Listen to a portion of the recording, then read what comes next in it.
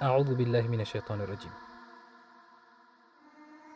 بسم الله الرحمن الرحیم.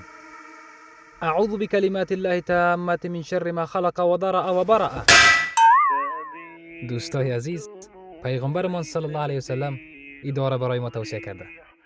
گفتن هر کسی که این دعا را 3 مرتبه صبح و 3 مرتبه شب بخواند، هیچ جنی به او مسلط نخواهد شد، هیچ جادویی بر او اثر نخواهد کرد و ان شاء الله تعالی که از ضرر دنیوی و اخروی در امان میماند. پس این دعا بر همگی لازم است که یاد داشته باشد. یاد بگیریم. باز دعا را تکرار میکنم. اعوذ بکلمات الله التامات من شر ما خلق و ذرأ و برأ. دعا را یاد بگیرین و با دوستایتان شریک بسازید. يا صاحي كي تستريح وبث الدعاء